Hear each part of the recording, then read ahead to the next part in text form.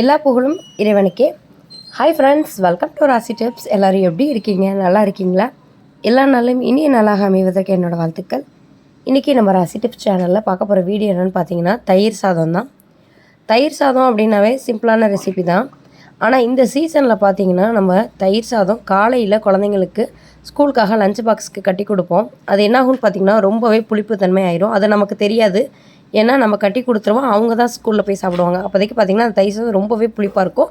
இதே மெத்தடில் நீங்கள் வீட்டுக்கு ட்ரை பண்ணாலுமே பார்த்திங்கன்னா ரொம்பவே புளிச்சு போயிருக்கும். சாப்பிட்றதுக்கு ரொம்ப கஷ்டமாக இருக்கும்.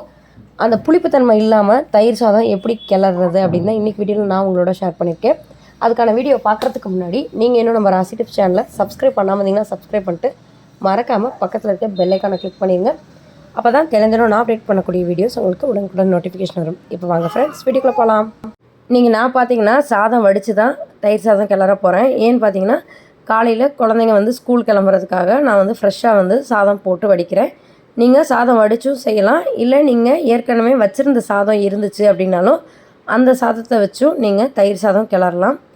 தயிர் சாதம் எப்போதுமே சூடாக சாப்பிடும்போது ரொம்பவே டேஸ்ட் நல்லாயிருக்கும். இப்போ நான் பார்த்திங்கன்னா சூடாக சாதம் வடித்து வச்சுருக்கேன். இதை கிளறதுக்கு நம்ம எப்போதுமே ஒரு அகலமான பாத்திரம் எடுத்துக்கணும். நீங்கள் வடித்த பாத்திரத்திலே வச்சு பண்ணுறதை விட இந்த மாதிரி அகலமான பாத்திரம் வச்சு பண்ணிங்கன்னா ரொம்பவே ஈஸியாக இருக்கும். இப்போ சாதம் சூடாக இருக்கிற சமயத்தில் நம்ம பார்த்திங்கன்னா இந்த மாதிரி குண்டு கரண்டி எடுத்துகிட்டு மசிச்சிங்கன்னா சாதம் நல்லாவே மசிஞ்சிரும்.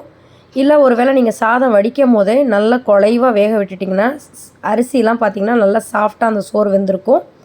நமக்கு தயிர் சாதம் சாப்பிடும் போதும் நல்லா டேஸ்ட்டாக இருக்கும். இப்போ நான் பார்த்திங்கன்னா சூடாகவே வடிச்சிட்டனால கொஞ்சம் மட்டும்தான் தயிர் சாதம் கிளற போகிறேன். அதனால் அதுக்கு தகுந்த மாதிரி கொஞ்சம் சாதம் மட்டும் எடுத்துகிட்டு அதை இந்த மாதிரி மசிச்சுக்கோங்க. மசித்தது மட்டும் இல்லாமல் அந்த கரண்டி வச்சுட்டு நீங்கள் ஃபுல்லாகவே நல்லா எப்படி பருப்பு கடைவோமோ அந்த மாதிரி ஃபுல்லாக கடைச்சிட்டிங்கன்னா நல்லா குழைவாயிரும். சாப்பிட்றதுக்கு ரொம்பவே டேஸ்ட்டு சூப்பராக இருக்கும். இந்த மெத்தடில் நல்லா குழைவாக நல்லா மசிச்சுட்டு எடுத்துக்கோங்க. இப்போ மசிச்சு வச்சுருக்க இந்த சாதத்தில் நம்ம சாதம் புதுசாக வடித்ததுனால அந்த வடித்த தண்ணி நான் வச்சுருக்கேன். அதில் இருக்கிற ஆடை எடுத்துகிட்டு இப்போ நமக்கு தேவையான அளவுக்கு கொஞ்சமாக மட்டும் அந்த வடித்த தண்ணி சேர்த்துக்கோங்க.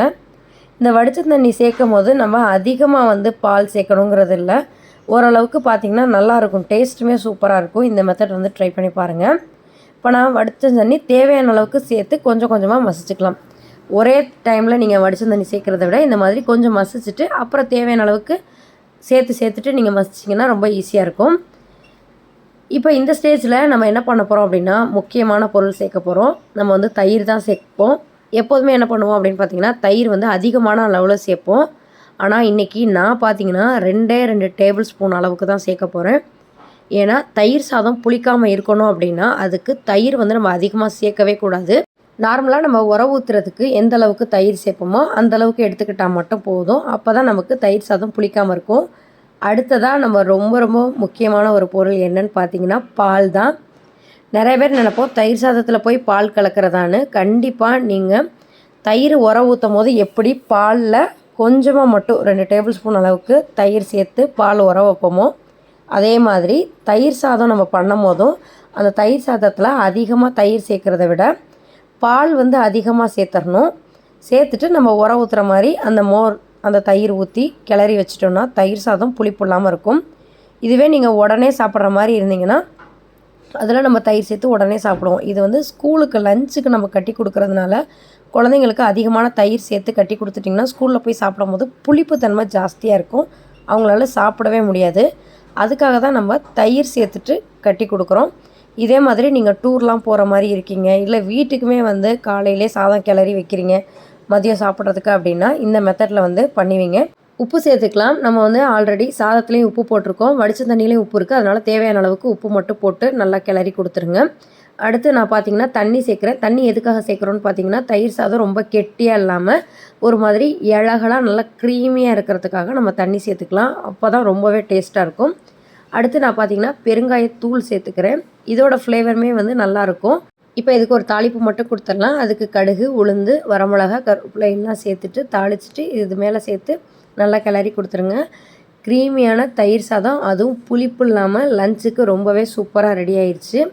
இன்றைக்கி பெரிய பாப்பா ஸ்கூலில் சாப்பிட்றதுக்காக நான் லஞ்சுக்கு பார்த்திங்கன்னா தயிர் சாதம் தான் வச்சுருக்கேன்.